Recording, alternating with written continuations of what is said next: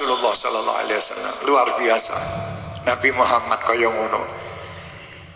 Ucapan-ucapan tadi adalah ucapan-ucapan orang yang rindu Rasulullah. Orang yang cinta Rasulullah. Orang yang berharap syafaat Rasulullah. Perindu-perindu Rasulullah itu selalu menyanjung kekasih-kekasihnya. Perindu itu mesti menyanjung dan tidak pernah lepas daripada ucapan-ucapan indah untuk yang dirindukannya. Itu perindu. Ya. Di sini tadi dikatakan bahwa Nabi dan Rasul itu banyak, betul, banyak sebelum Rasulullah. Setelah Rasulullah tidak ada Nabi dan Rasul. Jangan nanti, oh banyak berarti setelah Rasulullah enak-enak. Ya, Musaddiq dan sebagainya. Bukan. Jadi tidak ada.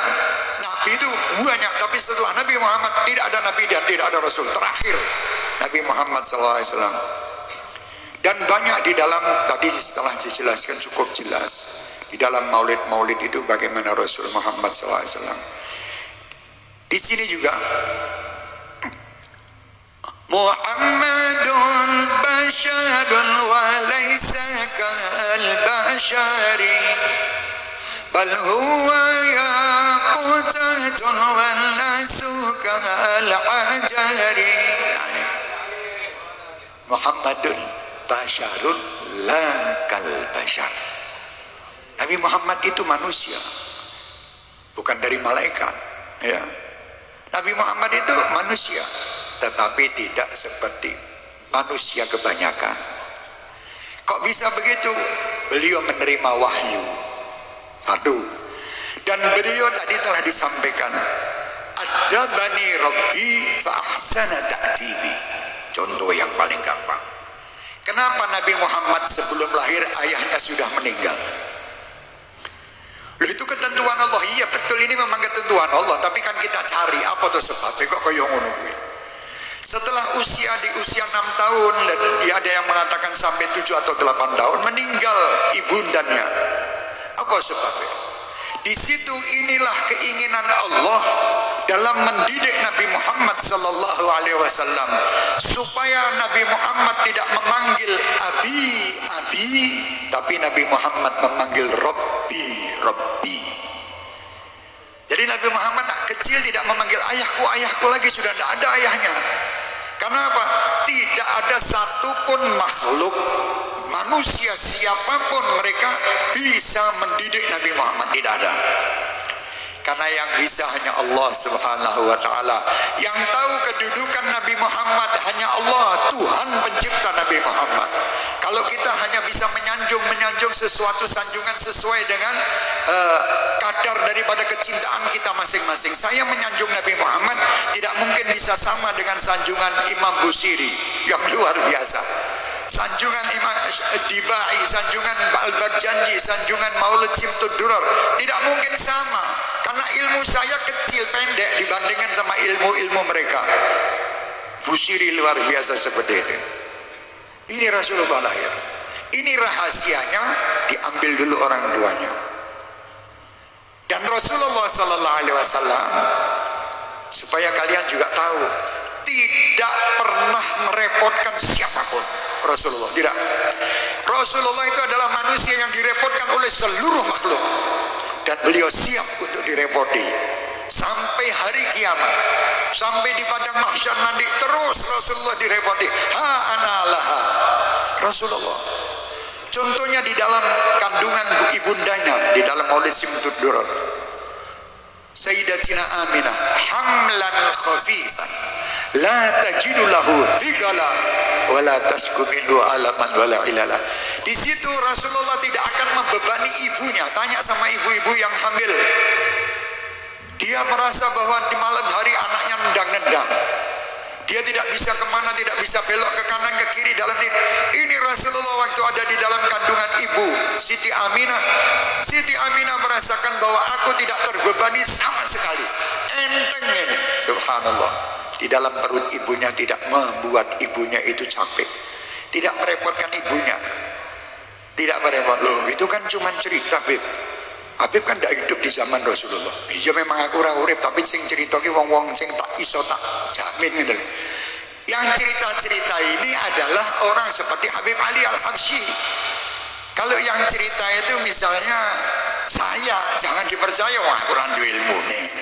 Tapi kalau yang cerita Habib Ali Al-Habsyi, yang cerita Habib Umar bin Hafid, yang cerita Habib Zaid bin Smith, yang cerita Mbah Hasim Asy'ari, yang cerita Mbah Salman Popongan, yang cerita ini, insya Allah kita percaya. Karena itu mereka tidak cerita sembarang cerita, terus sampai ke Rasul Muhammad sallallahu alaihi wasallam.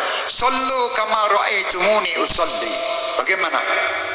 Salatlah kalian sebagaimana aku salat, kata Rasulullah. Aku pernah nonton Kanjeng Nabi salat? Tidak pernah.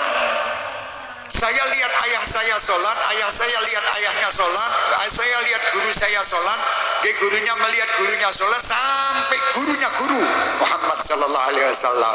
Ini namanya juga melihat. Paham? Jadi hubungan sampai ke Rasul SAW. Jadi jangan kita sallu kama ra'aitumuni usolli, kapan gue nonton Kanjeng Nabi? Ini sholatmu kira bener lah, aja gaya aneh-aneh. Insya Allah itu sudah jalan yang sudah kita lihat, sudah dijalankan. Satu. Yang kedua lagi,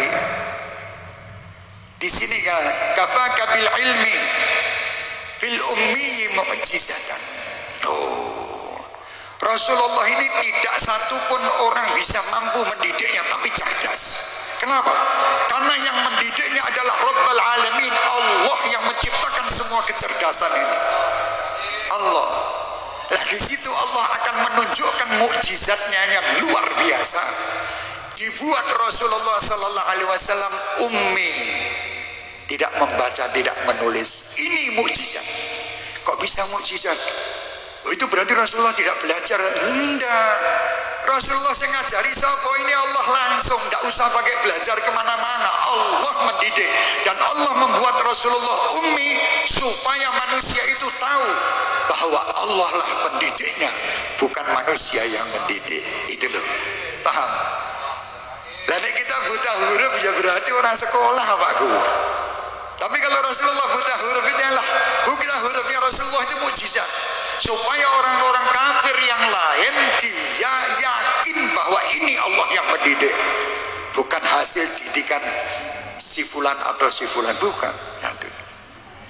Dan Rasulullah tadi dikatakan tidak pernah merepotkan. Contoh, Rasulullah waktu dititipkan pamannya ya Abu Thalib, di situ Abu Thalib ini orang yang miskin, anaknya banyak. Kenapa Rasulullah dititipkan ke Abu Thalib, bukan dititipkan oleh saudara-saudara ayahnya yang kaya? Di sini justru Allah mempunyai keinginan Nabi Muhammad meringankan beban Abu Thalib. Kok bisa, Beb? Oh bisa. Di situ Rasulullah waktu datang, Abu Thalib ini orang yang tahu siapa Nabi Muhammad. Sewaktu makanan yang biasa dihidangkan oleh Abu Thalib untuk keluarganya biasanya taruh satu mangkok, misalnya nasi misalnya atau gandum. Di situ Abu Thalib tidak makan dahulu. Muhammad sallallahu alaihi wasallam yang masih kecil disuruh menyentuh dan makan dulu, baru diberikan kepada semua keluarga Abu Thalib, dan kembali lagi kepada Abu Thalib dalam keadaan masih penuh.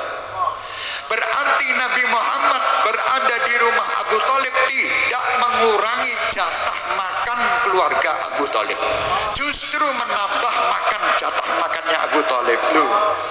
Luar biasa Kanjeng Nabi, tangannya beda.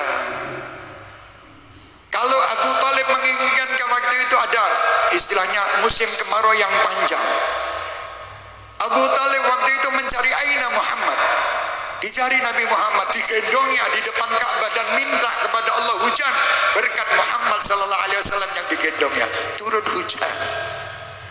Jadi Nabi Muhammad ini tidak merepotkan. Beda saya dititipkan di tempat Anda mesti ngerepoti. Mau tidak mau minta teh, mau tidak mau, dia teh-tehnya jatah anaknya dikasih saya.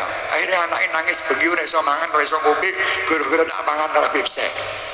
Tapi kalau Rasulullah tidak, justru senang orang-orang yang berada, semua manusia yang dipegang tubuhnya, kepala seseorang anak kecil dipegang oleh Rasulullah sampai dia tua, rambut yang bawah ini putih, yang di atas tetap hitam bekas pegangan tangan Rasulullah.